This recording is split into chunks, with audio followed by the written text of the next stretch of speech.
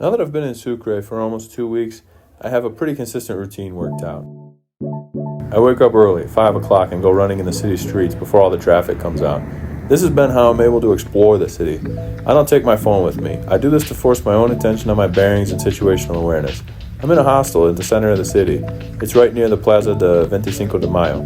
I walk from my hostel to there and stretch my legs before I pick a direction and run through the streets of the foreign city.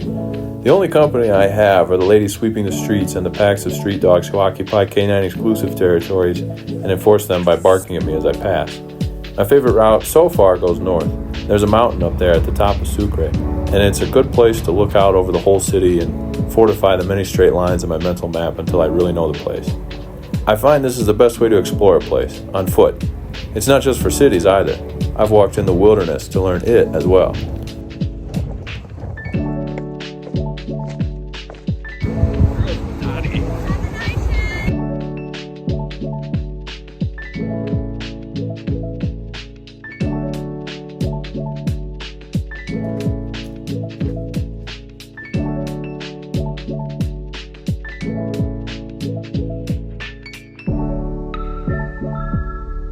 I've also found things in the city I would not have otherwise found, like a plaza in front of a church that looks over Sucre from a height, and also a playground that is split in half, one side for boys and one side for girls. I wake up Dotti when I get back, wash off in a cold shower, dress, and meet her for daily mass. If you're Catholic in this city, you have plenty of access to a church and the sacraments, daily actually. It's uncommon for a church in the States to offer daily mass like this at a time when working people can attend. Catholic churches in the United States will offer something in the late morning, a few days a week if they offer anything at all, and it's only sporadically attended by people past retirement age who have the privilege to not work. Also, La Santa Misa is the highest prayer in the faith, is an excellent opportunity to hear and participate in language practice for an hour at the start of each day. We are back on the street and walking the 3 blocks to the hostel by about 8 in the morning. It's here where we have breakfast, which is included in the $9 per night cost of the accommodation. We've hired Spanish tutors for 2 hours a day, 6 days a week. This is my primary purpose for coming to Bolivia, to learn the language. Bolivians speak the language with a neutral accent, unlike the choking vowels Chileans make, the chacho in the Argentinian accent, or the many new pronunciations of the Mexicano version of the language.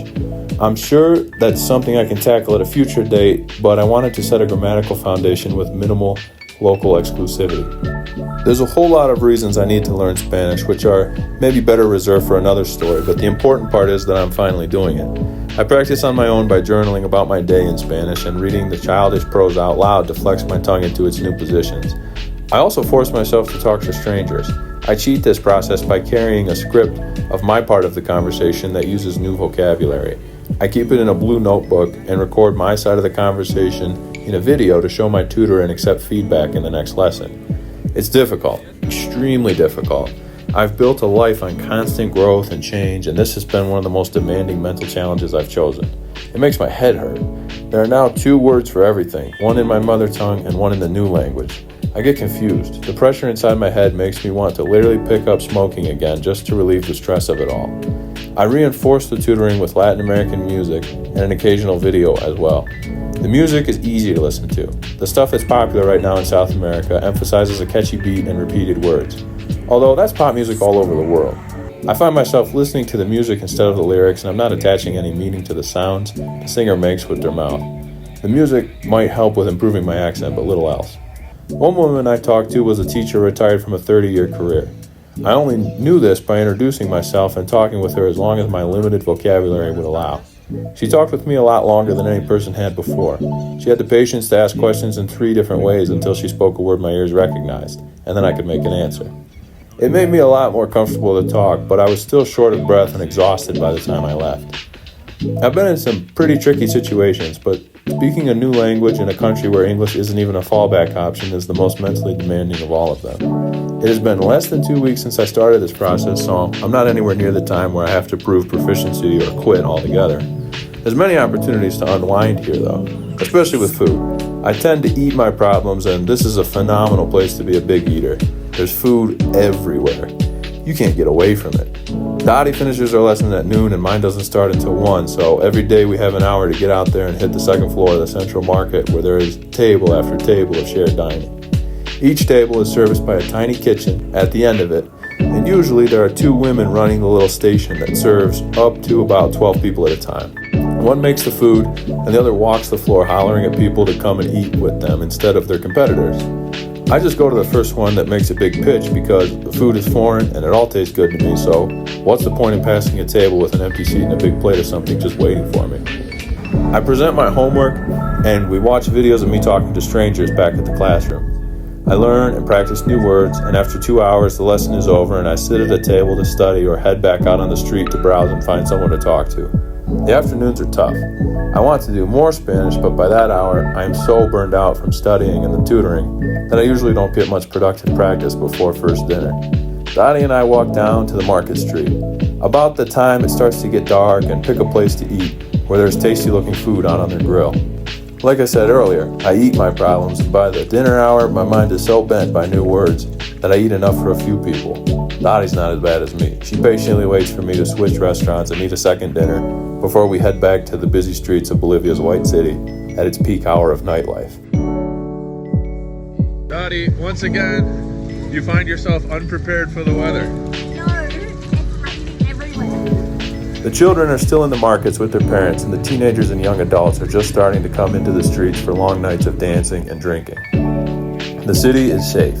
We've had no problems. I've heard from 2 people that thieves around here like to snatch phones from naive, screen-obsessed gringos and run for it. But that's an easy hazard to overcome. Leave it zipped into a pocket or shut in a drawer. Besides, I'm journaling by about 8:30 and falling asleep with a book in my hand by 9:15, so if there's something that happens after that hour, I don't know about it. The city is like a relocated Europe. The planning is so intentional and orderly. The buildings match and are painted for the pleasure of the people on the outside instead of the lowest cost of the people within. It's a great place to explore.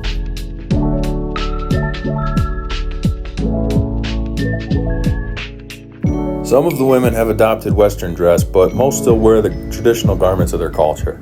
Each has Sunday shoes and long stockings. Their legs are covered by a skirt with some kind of internal frame inside of it that pushes the fabric away from their body. The most recognizable feature is the wide brim of a colorful sun hat and 2 long black braids down the back tied together by yarn. Instead of backpacks, women tie their loads into a blanket and sling it across their back. The same goes for infants. Those are carried in a blanket on the back as well. Women working in the markets all wear aprons of many deep pockets where they keep their cash and coins for making change. The women in this country are like a symbol, a shape and color that set the country apart as unique among their neighbors. Like shepherds in the green of Ireland, temple towers in Thailand, ranchers in Patagonia with their berets and horses. The women of Bolivia are what give this country its iconic look and beauty. The place has more that sets it apart, of course, and I'm learning about more of it every day. A lot of it is outside the scope of my experience here. For example, Bolivia's full name is the Plurinational State of Bolivia. It flies 2 flags, one for the Republic and one for the indigenous, and has 2 capitals. The executive and legislative capital are over in La Paz, while the judicial capital is right here in Sucre. There's things that they practice that I've not considered doing before but seem obvious now that I see people doing them every day. One is owning a dog but leaving it on the street overnight to sleep with other dogs instead of in the house. The second is that people bring their drinking water to church to be blessed before they drink it. The third is that women wear high visibility dresses instead of high visibility vests. And the fourth is that they boil corn into a sweet drink before bed.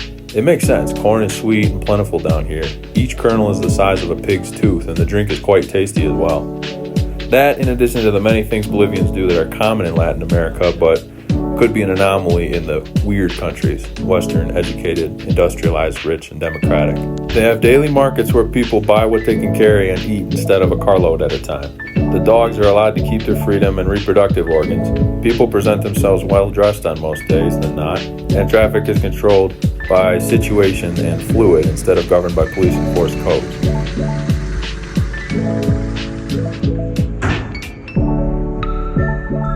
There's more, heaps more. I'll be writing and speaking about it more in the future, but for now, I've got some Spanish to study and a city to explore.